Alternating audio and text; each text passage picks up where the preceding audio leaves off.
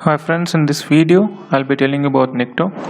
So what actually Nikto is? It is a web server assessment tool to find potential problems and vulnerabilities very quickly. In this video I'll be showing you how to scan web server for vulnerabilities using Nikto and Kali Linux. It comes pre-installed in Kali Linux and is one of the best tools which is used by penetration testers. So let's start. Go to terminal and type nikto-help and then press enter. Like you can see here, it has listed down few options like config plus, db plus, display plus, db check, format plus, help, host, id, list, plugins, output and all that. And on the right hand side it has list, and on the right hand side you can see that what these options do. Now clear this, and like if you want to scan a particular host, type this command nikto-h, where h is the host name. It can either be like the website or the web server which you want to scan, and then after entering the host name, press enter. Like this scan does take time to complete, and so you have to be patient for it to complete. It may take around 2-3 minutes, and in some cases it also takes more than that. I've already scanned this particular host in order to make this video short.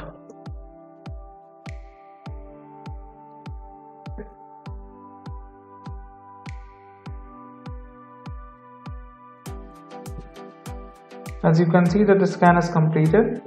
It has listed down the target IP address, the target host name, the target port, and the start time of the host which we scan right now. And it has also listed down the vulnerabilities found. The first one is that it is leaking the server name. This vulnerability is called web server fingerprinting. If the version of a web server is known to be vulnerable to a specific exploit, the hacker would just need to use the exploit as a part of the attack on your server. The second one is that the anti-click jacking exfilm option header is also not present, which means that this website could be at a risk of click jacking attack. What is click jacking? Click jacking is a malicious technique of tricking a web user into clicking on something different from what the user thinks they are clicking on. The third one is that the access protection header is also not defined. A missing access protection header means that this website could be at a risk of cross-site scripting attacks.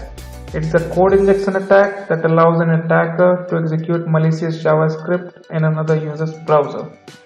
The fourth one is that the X content type option header is not set. So what is X content type option is used for? Like it is used to protect against MIME sniffing vulnerabilities.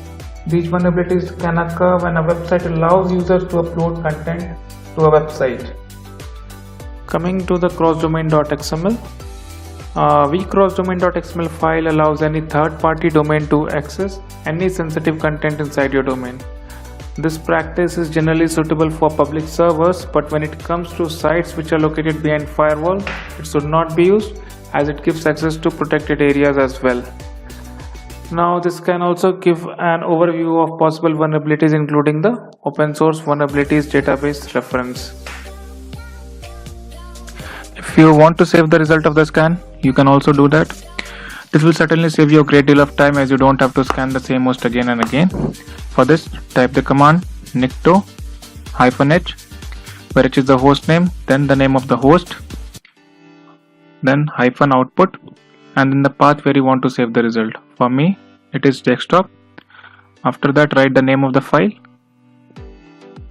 For me, it is result123. And then the format in which you want to save this file. It can either be HTML format or TXT format or any other format. So I am saving this file in TXT format.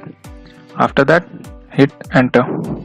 As you can see, the scan has started, and the TXT file, that is result123, has appeared on the desktop.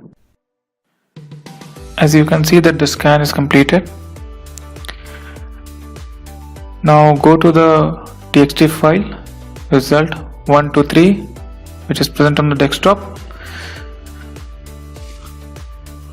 Open that TXT file.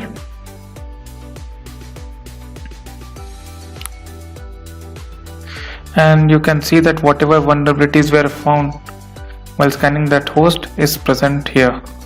like target host, target port and all that is listed here. The options which were listed by typing the command nikto-help where h was in small letter. If you want to see the same options in detail, you type the command nikto-help, but remember this time h will be in caps. So you can see that it has listed down the same options, but on the right hand side you can see the same options are described in detail here.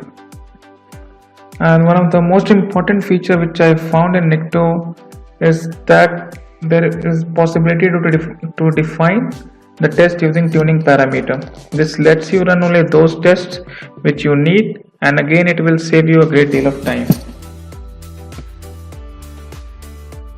Some of the options which you can see under tuning parameter are test for interesting file, misconfiguration, information disclosure, SQL injection, file upload, etc. You can use either of these options by typing the command nikto-h, hostname, tuning, and then the option number under the tuning parameter. Like here I'll be testing a particular host for SQL injection. So I'll be typing the command nikto-h, the name of the host, then tuning 9, because 9 is the options, because the option 9 is under tuning parameter is for SQL injection. This was all about Nikto in this video. Thanks for watching and have a great day.